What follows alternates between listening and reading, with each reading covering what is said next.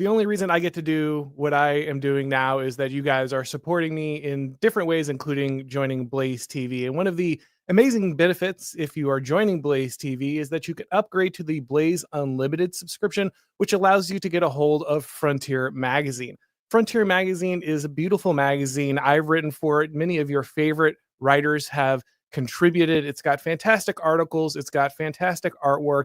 It's just nice to hold something in your hand that you could appreciate, something that is physical, that you can enjoy, you can share with others. So if you'd like to get the third issue of Frontier Magazine, you need to head over to blazeunlimited.com/Auron. When you go there, if you're one of the first 50 subscribers to use the code BLAZE50, you'll get $40 off and receive a special bonus, which is digital access to Frontier issues 1 and 2, so you can be caught up on what is going on.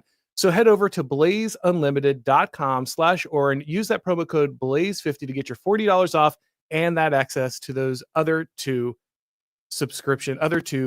issues of that subscription.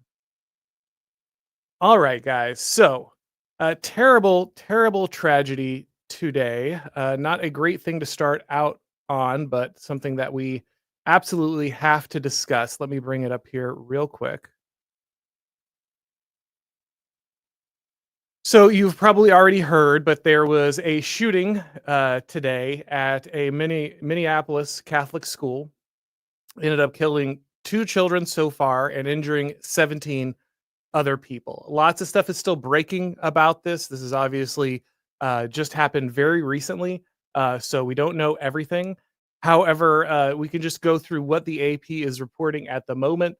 A shooter opened fire Wednesday morning during Mass at a Minneapolis Catholic school, killing 2 children and injuring 17 other people before killing himself, the officials said. The police chief said that the shooter was armed with a rifle, shotgun, and pistol, approached the side of the church, and shot through the windows towards the children sitting in the pews during Mass at the Annunciation Catholic School. The school was evacuated, and the students' families were later directed to a reunification zone at the time.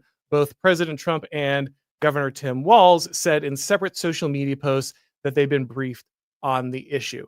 Obviously, just a few details. We have one child who's 8 and one who's 10 who was killed, with 17 other people injured, 14 of them being children.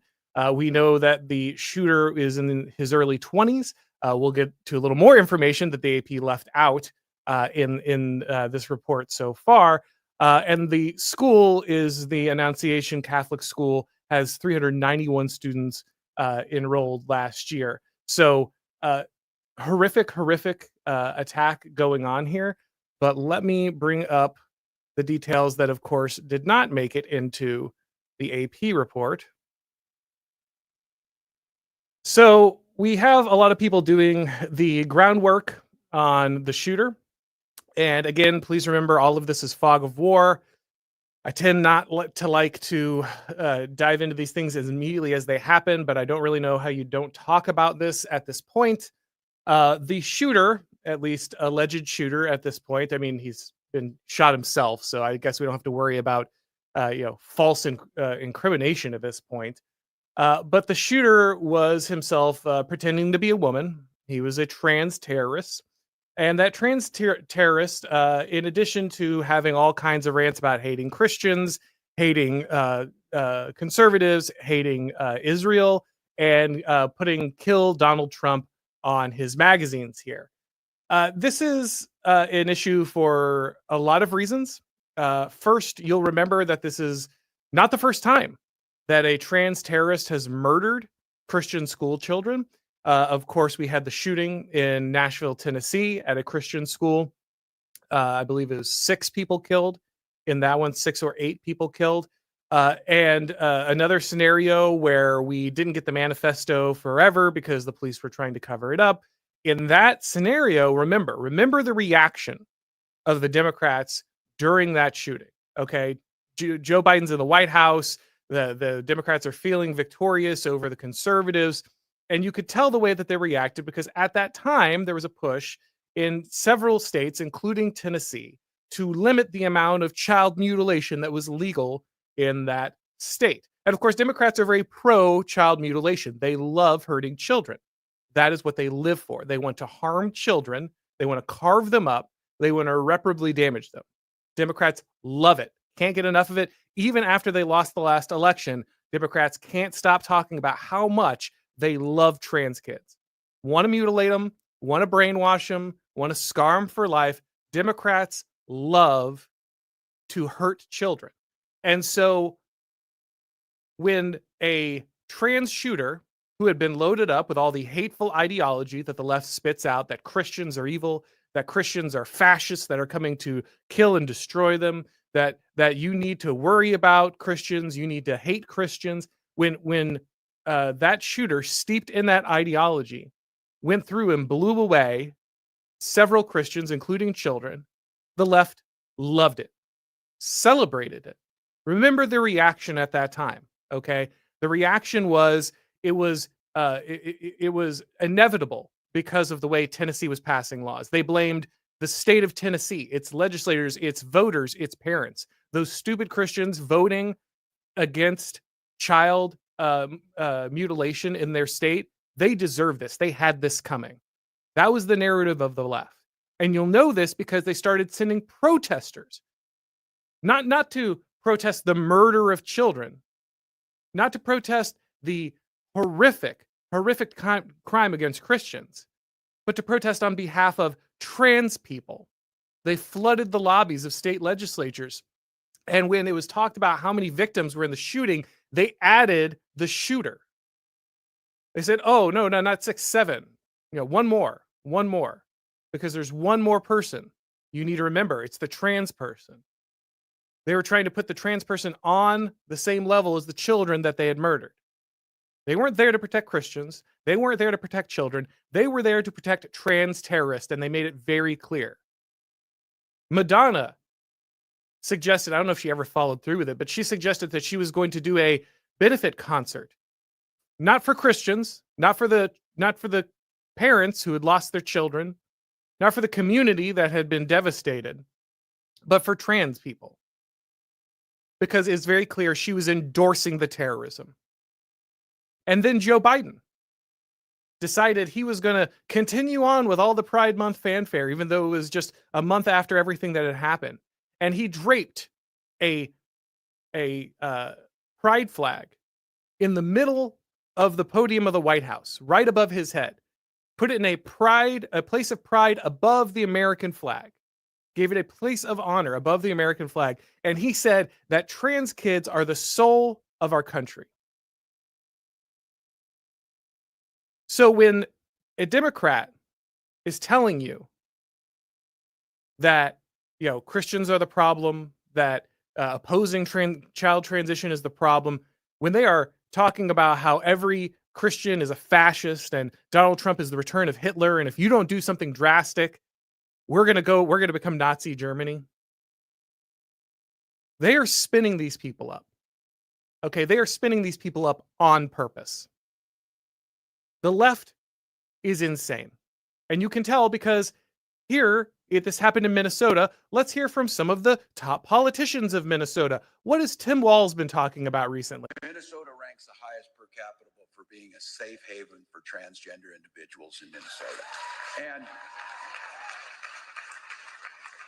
can I just say, we can talk about economic growth and feeding children and growing the economy and creating jobs simultaneously with talking about everybody's human rights matters, and we shouldn't be demonizing that. So Tim Walz turned his state into a safe haven for cutting off the genitals of children because Tim Walz is a complete, insane, evil freak. He loves to harm children. He wants to scar them for life, and then he wants to point them at Christians and get them to murder them. That's who Tim Walz is. That's the guy who's supposed to be vice president under Kamala Harris. Tim Walz, champion of mentally ill terrorists. Tim Walz, lover of mutilating children and ruining their lives and destroying their mental health. Tim Walz is still celebrating this to this day. This was 2 days ago. Nothing. I was told the woke is getting put away. The woke is never getting put away. The woke is the left. The woke is the left. Tim Walz and his child mutilation is the left.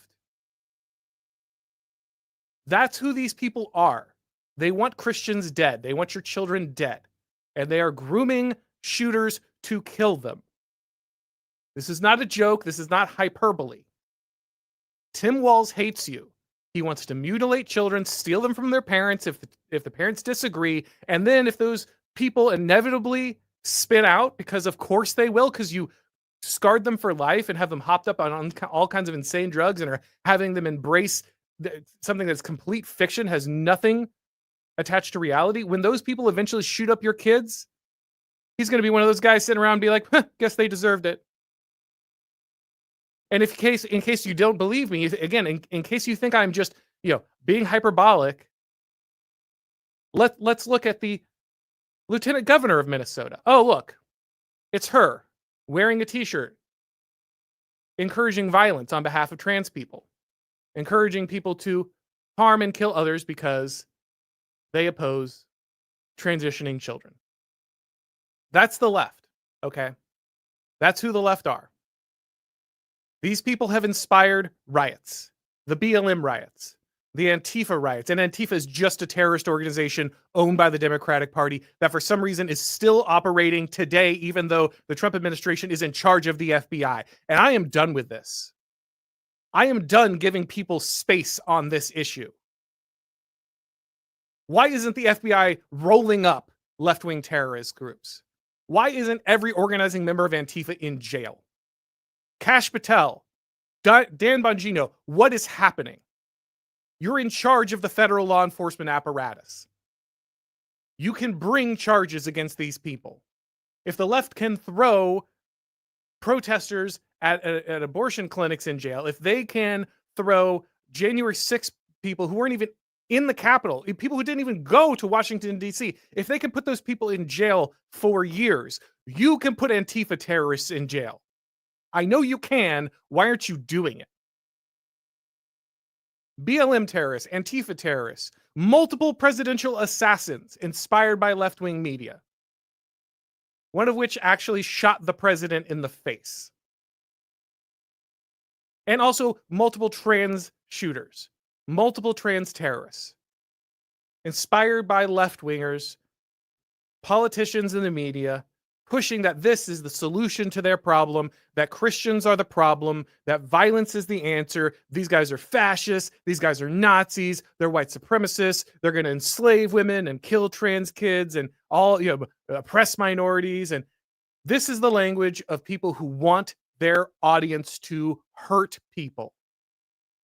They are specifically creating these like sleeper cell guys who have their entire lives turned upside down by horrific mutilation, go on insane drug cocktails, completely rearrange what is already a very fragile psyche, already someone who's probably on the border of serious mental illness, serious breaks of reality, and you indulge it entirely, and then you say, these people are the enemy, and if they're allowed to continue breathing, you're going to lose everything that we've made you commit to.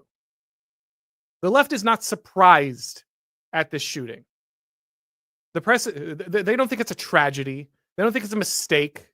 They don't care about gun control. The left want this.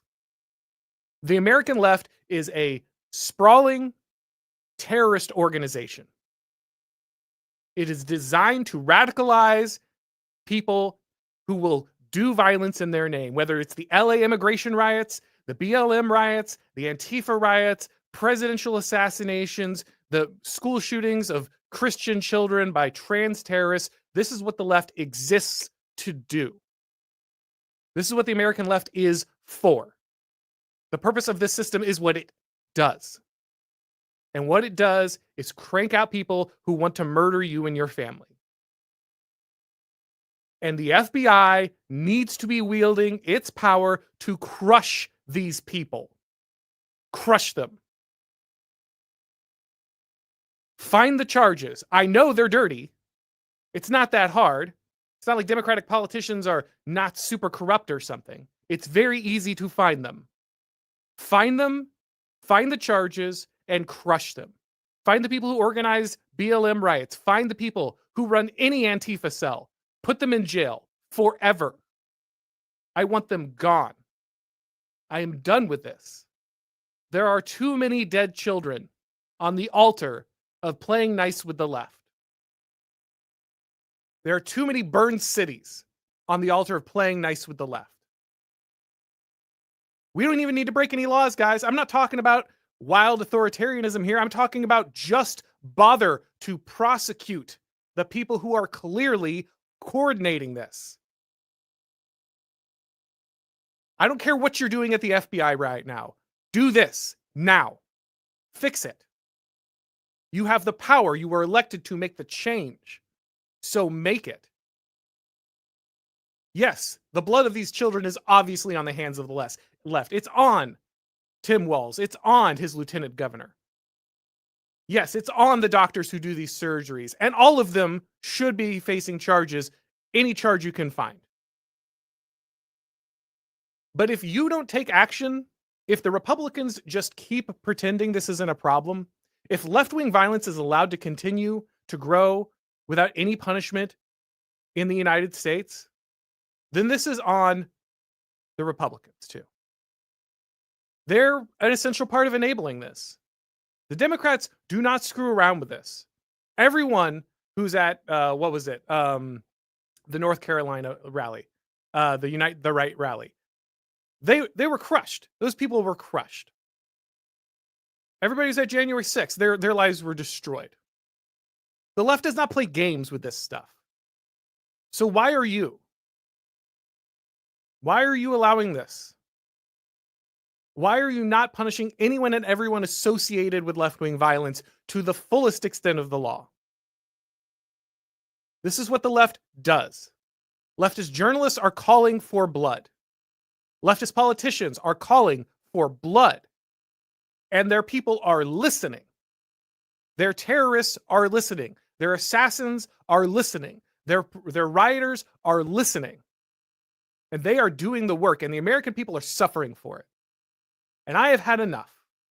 I've had enough of making excuses for people about this. I've had enough, we don't have time, we don't have personnel. Then get it now. Make it happen now. I want it done now. This is insane. We cannot live like this. There cannot be more slain Christian children because the Trump administration can't be bothered. There cannot be more slain Christian children because we just let the left say and do whatever they want, whenever they want. No more. I'm done. I get you can't stop everything, right? Like the FBI probably, unless they knew this person was unhinged, this specific person, they couldn't have stopped this specific shooting unless they had prior knowledge. Though often we find out they were on the FBI's radar, but we don't know any of that yet. So I'm not going to jump to conclusions that this was a missed flag. However, if you were enforcing the law, if you were punishing left-wingers who are encouraging this behavior, if you were outlawing the mutilation of children, if you were outlawing the distribution of drugs that destroy these people's minds and lives, then we wouldn't have this problem. And it's not just the Trump administration, it's the Republican legislators who aren't passing a law every day outlawing this stuff. Why is this legal anywhere in the United States? Why are places like California and Minnesota allowed to steal people's children if they don't agree with mutilating them? Why is that still a thing that exists in the United States? The Republican Congress should be passing laws nonstop to put these people away, to put these monsters, these butchers out of business, to make them criminally liable for the actions of the mentally ill people that they mutilated. Why isn't every doctor who prescribed a puberty blocker or mutilated a child who later becomes a terrorist, why aren't they in jail? Why aren't they losing their medical licenses? Why aren't they going bankrupt from the lawsuits from the families who have lost their children? Because they should be. And I'm tired of the excuses. You have the power. You were voted into office. Make it happen. I'm just so sick of hearing any of these stories anymore. We indulged these people, these absolute insane people. We indulged the most crazy delusion we could. and we tacked it on to a bunch of mind-altering drugs and physically debilitating surgeries, and then loaded them up with an ideology that told them it was all the white Christian children, all of the cisgendered people, all of the straight people, all the people who had traditions. Those people are the problem. And I am done. I'm done. I'm done pretending. This is a plan to get people killed. That is what the left is doing. They are trying to murder the rest of the country, and they do not care. They don't care that you find it offensive. They will celebrate the deaths of Christian children. I don't know if they're bold enough to do it last time. They sure did. Or I don't know if they're bold enough to do it this time, but they sure did last time. So yeah. I guess we should get to Nick Land. But yeah, yeah, this is insane. This is insane. It has to stop. It has to stop. It can be stopped. The only thing that's not allowing it to be stopped is a lack of political will. We just don't have the courage to do what it takes to stop these people from killing children. And I don't want to hear about the UK and their rape gangs and their immigrants, which are horrific. Don't get me wrong. Absolutely insane that the UK is letting any of that happen. But I want to hear how that would never happen in the US. And then we watch this stuff. And then we pretend like this isn't a problem. Like there's just no political solution to this. Oh, there is. You just don't have the courage. You don't have the spine. So it's time to grow it. Because let me tell you what. If you're worried about Trump, you think Trump is a fascist, you think Trump is an authoritarian, you haven't seen anything yet. How many Christian schools is it going to take? I don't know, but there's a number. So if you want to stop this, if you want to keep things from spiraling out of control, then you need to start putting these people in jail now. Because trust me, jail will be the moderate option when things get bad enough. All right. We'll go to the Nick Land essay here in a minute, but before we do, let's hear from today's sponsor. Hey guys, let me ask you a question. Are you being lied to? I mean, they tell you to max out your 401k and IRA, and then they make you beg for permission to use your own money. It's time to get the truth and discover a better way to grow and protect your money. Bank on Yourself is the proven retirement plan alternative that banks and Wall Street desperately hope you never hear about. It gives you guaranteed, predictable growth in retirement income. With Bank on Yourself, your plan doesn't go backwards when the market tumbles. Your principal and growth are locked in. It gives you tax-free retirement income. You'll know your tax rate in retirement, which is 0 under the current law. It protects you from the incoming tax tsunami. It gives you peace of mind. You'll know the minimum guaranteed value of your retirement savings on the day you plan to tap into them, and at every point along the way. You can get a free report that reveals how you can bank on yourself and enjoy tax-free retirement income, guaranteed growth, and control of your money. Just go to bankonyourself.com/Auron and get your free report. That's bankonyourself.com/Auron. bankonyourself.com/Auron. All right, so one of the things that we like to do here on the show is often read some philosophy and pull it apart, see if we can't find some important revelations inside of it, see if we can't work through what it means and how we can apply it. And one of my favorite guys to do this with is, of course, Nick Land, who has been on the channel, but he has this series of essays called the Xenosystem essays, and they are very good. They're very bite-sized, and I wouldn't say they're easy in the sense that Nick Land is always a little bit of a challenge to read, but they are more approachable than I think longer works. And so today we're going to be going through one of his essays called Discrimination. Now, of course, we know that in the modern world, the phrase discrimination is one of the most dangerous things you can do. It's the greatest sin in the modern world is to discriminate, right? And because that has been kind of the core that we've talked about, any suggestion that discrimination might have value, that might be something that actually you need to consider, is a very radical thing to say. Now, obviously, in application, this isn't true at all, right? We know that the left discriminates all the time. They hate Christians. They'll send people to murder them. They hate, white guys. They hate straight people.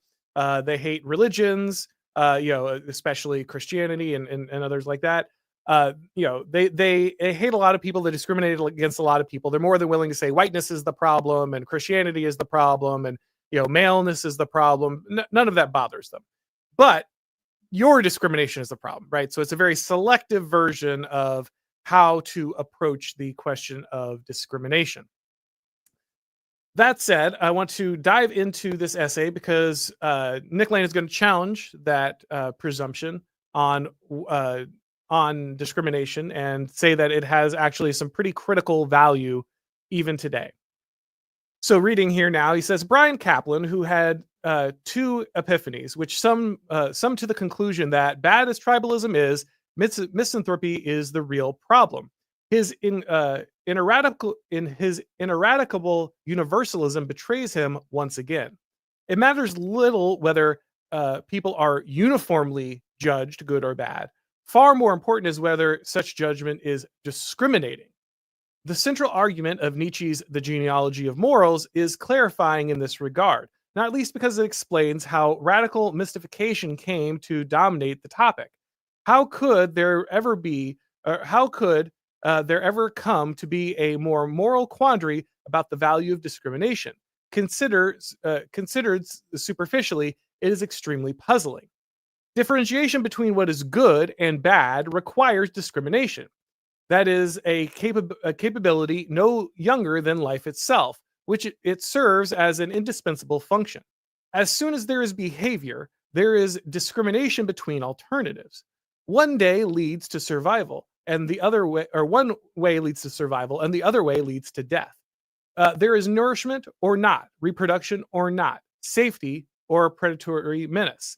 Good and bad, or the discrimination between them, which is the same thing, are etched primordially into any world that life inhabits. Discrimination is needed to survive. So here he's saying, look, I don't know how the idea that the word discrimination itself is now like this taboo word, that it's something that's off limits, that is now a sin that you can commit, seems insane, because the very existence of life is predicated on the idea that we discriminate. You have to be able to pick good things from bad things. You have to be able to make the right decision or the wrong decision. Whether or not you're going to be here today or tomorrow is based on whether you made a discriminatory evaluation between the two options. You have to be rejecting that which will fail and embracing that which will succeed. And if you're not discriminating at every turn, then you simply won't survive. This is what makes life possible from the very beginning. The very existence of archaic hominids attests to billions of years of effective discrimination between safety and danger, wholesome and putrid or poisonous food, good mates and less good or worthless ones. When these elevated apes differentiated between the good and the bad, appetizing and rotten, attractive and repulsive, they found such discrimination sufficiently similar in essence to be functionally suitable. When judging that some food item is not good for us, a person is rotten, or the odor of a potential mate is delicious, we recall such substantiations and the primordial sense of discrimination that they affirm. There can be no long-term deviation from the original principle. Discrimination is intelligence aligned with survival. So this is really important, that last line there. Discrimination is intelligence aligned with survival. Discrimination is applying our intelligence to the world around us so that we can survive inside of it. And it's when we figure out that certain foods are good for us, that one mate might be better than the rest, whether or not we should spend time around members of society, whether another animal is a threat or something that we could use to our advantage to survive. These are all discriminations we are making. I can tame the dog, and so I discriminate against another wild animal that I cannot, because the dog can be used for my survival. He can benefit me, and so I'm going to favor that animal over other wild animals who have similar features, like a wolf or others.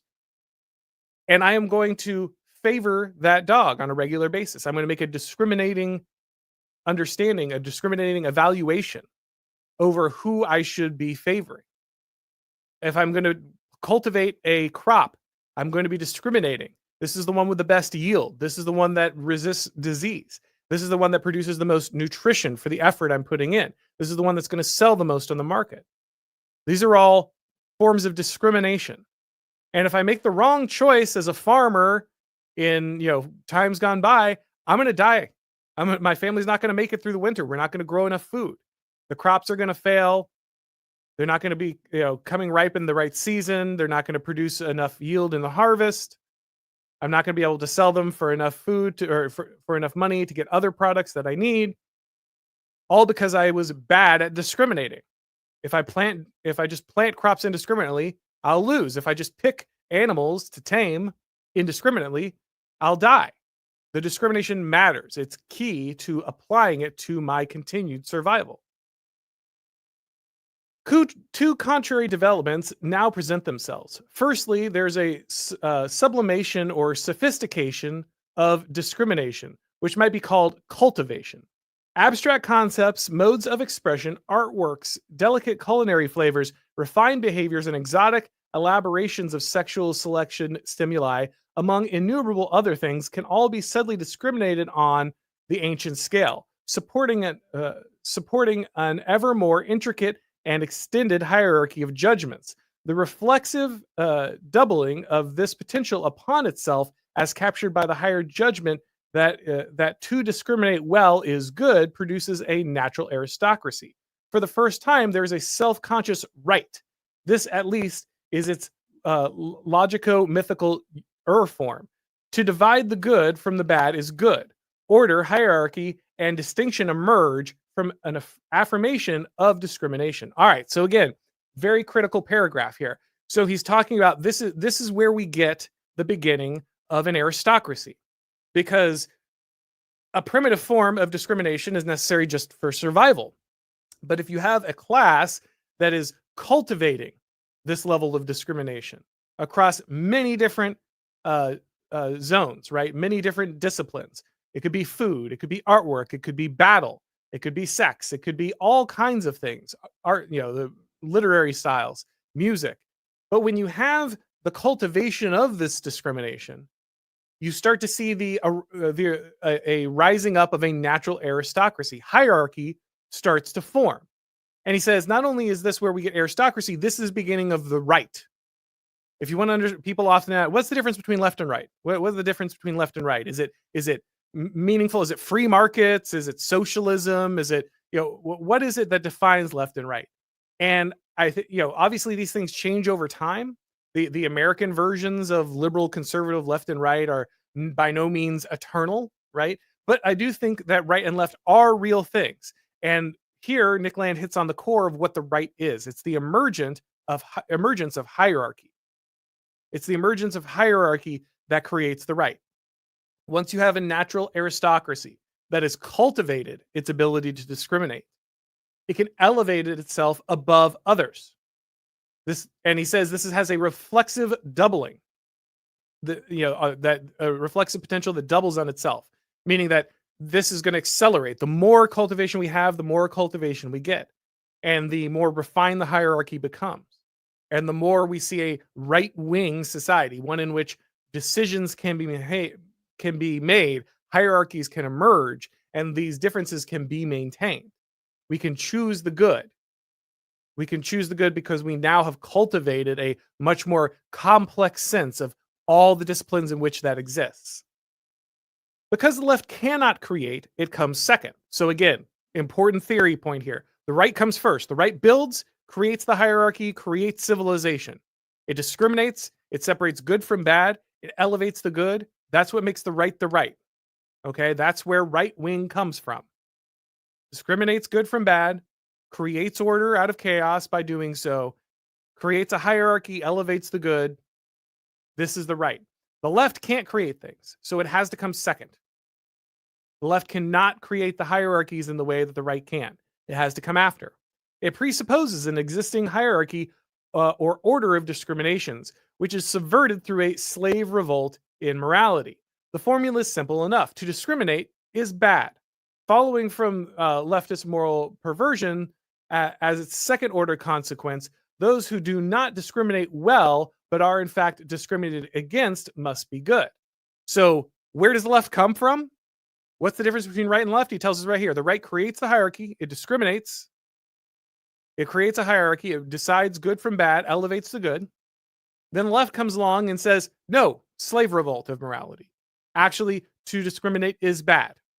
To see some things as better than others is bad. And if you are the one evaluating those things, you are bad. You're the problem. Those who are evaluated as bad by the discrimination, they are the good ones. They are the ones who should be elevated. And you, the discriminator, you are evil. And so the entire system of leftism is this inversion of the right hierarchy, which you'll recognize if you've ever heard us talk about bioleninism or these other ways in which to describe the spiteful mutant theory from Edward Dutton. Similar understandings of the process happening here. Following from this leftist moral perversion, as its second order consequences, those who do not discriminate well but are in fact discriminated against must be the good. In the new moral order, therefore, to be bad at discrimination is good, or universalist, while the old and now evil quality of good judgment based on competent perception of patterns and differences is the very quintessence of sin. So he says, not only does discriminating fall out of fashion, not only do you elevate those who were discriminated against and put them in a seat of authority, but now the ultimate sin is that of discriminating, of having good judgment. Having good judgment becomes the problem. And boy, do we see that in our society. Oh, you can recognize a problem? Are you noticing something? Are you asking questions? Oh, well, then you're the bad guy. Bad guys discriminate. Bad guys ask questions. Bad guys notice.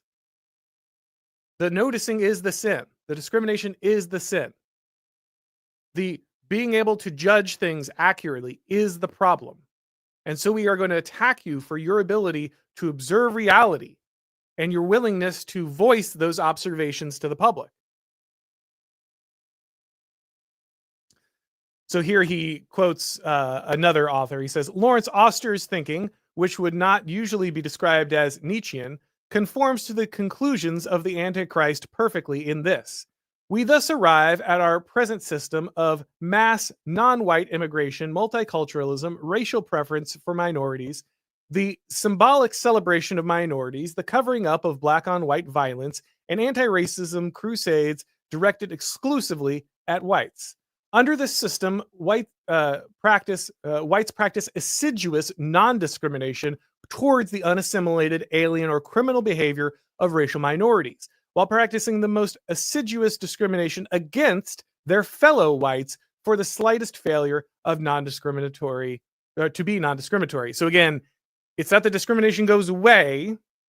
There's still obviously choices being made, but they're inverting it. They're inverting the evaluation. What was bad is good. What is good is bad. We're going to keep hating people. We're going to keep excluding people. But now we're going to exclude all the people who previously had risen into the aristocracy. We're going to hate them instead. This is the system that conservatives variously describe as political correctness or the double standard. However, from the point of view of the functioning of the liberal order itself, what conservatives call the double standard is not a double standard at all, but a fundamental and necessary articulation of the society into the non-discriminators and the non-discriminated against, an articulation upon which the very legitimacy of the existence of liberal society depends. So liberal society depends on breaking groups into the non-discriminated and the and the non-discriminators, right? Those who have not received discrimination and those who are not discriminating. And this is, if you think about it this way, this is how it breaks down. So for instance, how do white liberals make themselves feel better about being white. Like they hate white people. So like how they're white, how do they work through that? Right. I get asked this question all the time by people like, well, I mean, if it's all about hating white people, then why are liberal whites the ones pushing this the most? And he lays it out right here. One of the cores of liberal society is this ability to separate not between those who have never been discriminated against and those that have, but those that do not discriminate and those that would, right? And so the white liberal Americans who are spreading hate against, for instance, white conservative Americans are doing it to put themselves in the camp of we would not discriminate. Yes, we are technically part of the group that usually does not get discriminated against, but we will not engage in the discrimination. So we're one of the good ones. We're on your team. It's you and us against those ugly, white Christian, whatever, who would discriminate, who would say, actually, maybe you shouldn't mutilate children, who say, oh, actually, no, it's probably not good to pretend that you're from a different gender, who say, actually, it does matter whether or not you believe in God and whether or not you work hard and whether or not you maintain your health and whether or not you are inventive and creative and productive. It does actually matter if you care about your society and put in the work. These things do matter. It matters if you contribute, if you have a family. These things matter. And so we will discriminate in their favor. Those people are the problem. But me, a good white liberal, I don't discriminate. So I'm with you guys. I'm on team non-discrimination, right? I'm on that side. Back to land here. He says, the racial pretext for this righteous diatribe is not incidental. Given the prevailing sense of discrimination in left-edited languages, caution is required, however, precisely because vulgar racism is insufficiently discriminating. All generalizations lurch towards the universal. So here he says, actually, you don't just want to have like coarse, vulgar racism because that is not discriminating enough. It makes judgments on people's too universal. You actually need to have a more thorough level of discrimination. That's what Nick Land believes. The abstract principle of leftism is, in any case, far more general. The trend towards the left absolute is entirely clear and pre-programmed. No state of human existence can possibly be any better or worse than any other, and only through recognition of this can we be saved. Do you sinfully imagine that that it is better to be a damned soul like Nietzsche than an obese, leprous, slothful communist cretin? Or, worse still, in Brian Kaplan's world, that one might design an immigration policy on this basis? Then your path to the abyss is already marked out for you. It does not take an exceptional mastery of logic to see the indistinguishable contradictions in leftist thought. If discrimination is bad and non-discrimination is good, how can discrimination be discriminated from non-discrimination without grave moral error? This is an opportunity for righteous entertainment, but not for solace. For solace. The left has power and absurdist mysticism on their side. Logic is for sinners. Two hanging questions. Can the left and right be rigorously distinguished in any other way? And isn't Christianity, as Nietzsche insisted, inextricable from this mess? So he says, you have this situation where you might be able to grasp this logically, but beware, because the left really has this, this power dynamic and this mysticism on their side. So rational arguments aren't really going to probably win the day here. Yes, you can argue in favor of these things, but their entire existence of the left is predicated on inverting them. So there are a few people who are just confused and will say, oh, well, yeah, actually, that does make sense. But the vast majority of people invest in leftism aren't invested in it because this makes logical sense to them. It's because they'd be on the bottom of the totem pole if you didn't invert it. Again, violininism or spiteful mutants, depending on who you want to attribute that theory to. And if you just try to bring logic to the table, it won't be enough, because these people are deeply invested in not understanding logic or inverting the logic. That's what matters to them. He also asked the question, are there other ways to determine right from left? So this is one of his core ways to determine right from left. The right is building the hierarchies and discriminating. The left is inverting the hierarchies and discriminating against the discriminators, right? That's what makes these two things different. The right comes in and makes the order out of chaos. It creates the hierarchy, and the left assumes that hierarchy and wants to flip it so it can gain power. This is also important because this goes back to Nick Land's point about dialectics, right? That integrative public debate, the dialectic, will always bring things to the left. Why? Why does debate, democracy, public discussion, why does it always move left?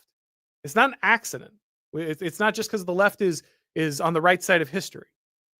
The reason that debate moves things to the left is that the very existence of the right is predicated on these aristocratic discriminations. The right is creating itself by creating the hierarchy, recognizing the hierarchy through discrimination, elevating the good. Those things are already set in stone. They are axiomatic. I know this is good. I am worthy to judge this as good. I assert it is good, and I will elevate it as good. This is what aristocracies are. This is what that form of hierarchy and discrimination entails. And so the minute there is discussion on what the good is, the minute you have a discussion on, well, do we really need to do that? I mean, do we really need to restrict sex to marriage? Do we really need to tell people that they have to form families? Do we really need to care about whether or not people are productive? Should we really be shaming people because of their weight, or because they aren't working hard, or because they aren't willing to produce something? The minute those questions enter in, you are already beginning the process of tearing down that hierarchy, withering away that aristocracy. That the work has been done to start to move things towards the left. So that's what he's talking about there. And then the question of whether Christianity is inextricable from this process, right? Because of course Christianity does talk about the first being last, and does talk about the people being equal on the side of the Lord. Now, I think it's very, very lazy to just pull many of those passages out without the context. God obviously maintains hierarchies. He puts hierarchies into marriage. He puts hierarchies into the operation of the state. He puts hierarchies into the church. They're all there in the Bible. So God's not getting rid of hierarchies. And I think a more full reading of Christianity actually says hierarchies might need to be modified, but they might need to be perfected, but they are good and natural. I think that's pretty clear. The father is the head of the household. The parents do have authority over the children. The church does have authority over its members. The state does have a legitimate authority over those it rules. These are all things that are in the Bible. So I think it's too easy to just say, oh, well, it gets rid of all hierarchies. But obviously there are, very big perversions of Christianity that do lean into this. And actually I recently did a episode with Athenian Stranger on this. If you want to go back to that episode, we only barely touched on the topic because of how vast it is. Obviously Nietzsche is very complex, but if you want to get a taste of what a Christian might be able to learn from Nietzsche, then you can check that episode out. And I know Athenian Stranger has a lot more to say on this issue, so you can follow him up with the rest of his work as well.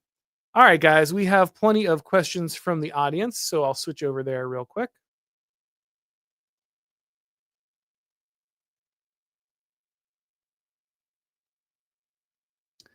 All right.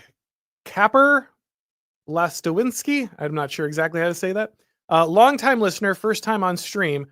Just quit my wagey job and started my own business so I can listen during the work hours now. Keep up the good work. Well, congratulations on starting your own business. It's amazing to not be tied down to somebody when it comes to wages, but of course it's a lot more work. But the nice thing is it does free up some time. You can do your own thing and you can listen to the show if you'd like during that time. So I appreciate your support, appreciate you listening, and congratulate you on getting out from the wagey cage.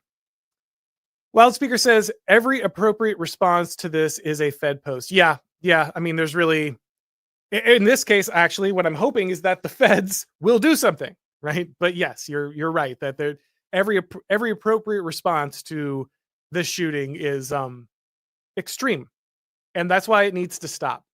That's why the Trump administration, that's why the Republican Congress needs to take action.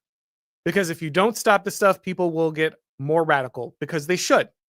If the government is not going to stop left-wing violence, then other people will. They can only let people shoot their children for so long. They can only let people burn their cities for so long. They can only watch people shoot at the president for so long. They can only watch people undermine elections, force false lockdowns and vaccines out the door. They can only watch this stuff for so long without getting radical. You hope, because the worst part is the worst outcome is not the radicalization, actually. The worst outcome is that this goes on forever. So I'd like to see it solved swiftly inside the law now, while the Republicans have control of the apparatus that can make this change. Because if they don't, then the next best option is far worse than people who are already screeching about this stuff can imagine. Philosophical Thirstworm says, Kash Patel too busy doing the needful with his Israeli girlfriend over anti-Semitism on campus. No time for true terrorist network. You know, again, I don't want to assume that this is someone they could have stopped right away. I don't know if this was on the FBI's radar. I don't know if this person had been putting out messages before. I don't know if they've been reported elsewhere. I don't know where they got their firearms. This is all, in the fog of war. So I don't know all of those things for sure. What I will say is that, yeah, it would be nice if we were putting all of our efforts into this stuff. Shut down left-wing terrorism, all of it. You want to catch up some, pro-Palestine radical Muslim who came in and is planning violence on college campuses? Great, go for it. Send them home too. But I want to see everybody. I don't want to see a specific focus on certain people. I want to see you taking care of all of the left-wing violence. I know you guys know where the Antifa members are. I know you know it's a terrorist organization. So put them in jail. I know you know who these doctors are who are mutilating children. So make it illegal. Make it illegal. Make it a federal crime. Make it something that the people involved can be sued for by the families of people who are killed if one of their patients goes off the rails. You prescribe puberty blockers to a mentally ill kid, and that kid turns around and murders a bunch of Catholic students, you go to jail. You go bankrupt. That's what it should be. And there's no reason the Republican Congress can't be passing these laws. They're just choosing not to. Philosophical Thirstworm says, this is why neocons are dangerous. Trump focus is 24/7 on foreign policy rather than this. GOP will sacrifice every scrap of political capital for Israel. Expect another anti-Semitism resolution. Yeah, so this is a great point. The administration can't always walk and chew gum. Sometimes it can, but most of the time it can't. It's got to put its energy somewhere. It's got to put its focus somewhere. Now, obviously, you've got to maintain a certain level of readiness when it comes to military and all the foreign policy. You can't just completely ignore it. But you shouldn't be constantly involving yourselves in military operations. We're still sending money to Ukraine, by the way. We're still supporting people militarily, Ukraine and Israel. We're still spending our time on this stuff instead of taking care of the domestic problems. And that's why Trump was elected. He wasn't elected to figure out Ukraine other than just end it. He wasn't elected to relocate the Palestinians into Europe or something. That's not what he was elected to do. He was elected to solve the domestic problems, the dangers that the left is posing here. I'm not worried about Palestinians. I'm not worried about Chinese at this point. I'm not, other than bringing them in here by the truckload through student visas. But I don't think the government of China is my immediate problem. My immediate problem is the left-wing terrorist is going to shoot up a kid's school. People send their children to Christian schools to avoid the violence of public schools. These people know that, and that's why they're targeting them. These parents are already shipping their kids to this school to avoid this, and they are being targeted. The Trump administration should not be standing by on this. The Republican Congress should not be silent on this. Work needs to get done. Florida Henry says, does the spiteful mutant theory explain trans terrorism? Can't wrap my mind around this insanity. I mean, I think the trans terrorism stuff is sadly very easy to understand. These people are spiteful mutants. They are people who do not fit in, and they don't know how to address it. And then someone comes along and says, hey, I know you get bullied. I know you get picked on. I know you feel out of place. But if you're a boy and you pretend you're a girl, no one's allowed to pick on you anymore. You get a special social shield that protects you from being attacked. I've seen this. I was a teacher. I saw kids who were bullied become trans just so they could stop being bullied. All of a sudden, you didn't fit into society. Well, now you got a weird, quirky personality that allows you to be the center of attention, and everyone's required to care about you in theory. In reality, what you're doing is mutilating yourself and pumping yourself full of drugs, and you are already mentally ill.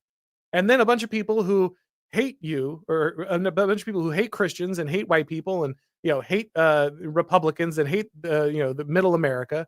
They say, "Oh, those people, the Trump supporters, the Christians, the heterosexual people, they're going to kill you. They're going to stop your transition if you don't get in there and do something about it." Well, you tell these people that it's fascist, it's Hitler. I mean, they're already mentally ill. I mean, the thought experiment is classic, right? Would you go back in time to stop Hitler? Would you go back in time and shoot baby Hitler? This is like the classic thought experiment, right? For morality, or one of the classic ones that are in our, at least our current day. And the answer for a lot of people is, yeah, of course, absolutely. So if that's your mindset, and then they say, hey, that Trump guy, he's Hitler, and all of his followers are Nazis. Well, the decision is simple. You've already done this thought experiment many times before. And if you're already barely holding on to your sanity, trying to pretend that you're a woman when you're a man, and you've chopped your junk off, and you're pumping a bunch of drugs into your system, which is already fragile, then yeah, it's not hard to understand. It's horrible, but I don't think it's hard. Tiny Stupid Demon says, this is the basis for Michael Malice's leftist litmus test. Are some people better than others? Leftist him and haw, because if they say no, they'd be lying and we would all know it. Yep, again, just basic recognition of discrimination, right? Can you discriminate in a positive manner? Can you sort good from bad? Based Hillbilly says, Minnesota is my ancestral homeland. Hard to talk about that. Tim expletive Waltz has done to it without Fed posting. I hope the families get comfort. Yeah, again, at this point, it's just a dangerous place to be. Tim Waltz is running a state that aids and abets terrorism, that steals children from their parents, that mutilates children. Multiple people I know have had to flee that state because they fear for their children. Andrew Isker had to flee that state because he feared that his autistic child would be targeted by this effort, because autistic people are often the first targets of these butchers. It's just horrific. And the fact that it's going on in the United States to this day is insane. They should all be in jail. That is the moderate position. Trust me, I am the moderate off-ramp. They should all be in jail. And if you don't put them in jail, the next person who comes by will be suggesting far more than jail. And if you don't put them in jail, they'll be right. A donation from Blood-Based. Thank you very much. Appreciate that. I am Guardian 62 says, I'm going to make a prediction. They will do divorce the tran label from the shooter and blame white men. Yeah, they're going to try. I've already seen them doing the gun control thing. Oh, well, this is about guns, not about trans ideology. Like I said, I guess they're bold enough. They're not as bold this time to go directly to celebrating it, though I'm sure I'll find some examples here once I get offline. It's early days, and the left will find more ways to blame Christians and attack their children and justify their murder. But you're right. That'll be the move that they try. I don't think it'll be successful. Based Hillbilly says, hasn't South Minneapolis been through enough? Jeez. Yeah. Disaster. Based Hillbilly also says, the clip starting rant so we can share it. Oh, clip the starting rant so we can share it. Yes, I will make sure that rant gets clipped as a separate thing. Got to make sure that I do more of that here. Did that with the episode here recently. Wild Speaker says, sounds like the right creates hierarchy to determine the good, the true, and the beautiful. As a result, those that embody the opposite to destroy it. Yeah, it's exactly right. The recognition of the true and the good and the beautiful requires discrimination. The right is discriminating and recognizing those things as different from others that are not good, beautiful, or true. And so The inverse, the left, has to be that which attacks the good and the beautiful and the true. That's the basic understanding of these things, right? If people are asking you, give me a definition of the right and left, that's the real one. That's the one that I think holds correctly. Perspicacious Heretic says, I've been under the impression that those on the right tend to be Pareto class 2 types generally, and class 1s who tend to be innovators and willing to experiment. How does this dichotomy work out? So the class, for those who don't know, this is the lions and the foxes, right? Pareto never used the phrase lions and the foxes. James Burnham gave them those labels, borrowing them from Machiavelli, and they're very useful because they help people understand. Class 1 are the foxes, who are the tricky, sneaky combiners and innovators. Class 2 are the lions. They're the strong, the patriotic, the martial, those who care about the persistence of identity, these kind of things. And you're right that class 2 tends to be more of the right wingers, and class 1 tends to be more the left wingers. Though this isn't entirely true.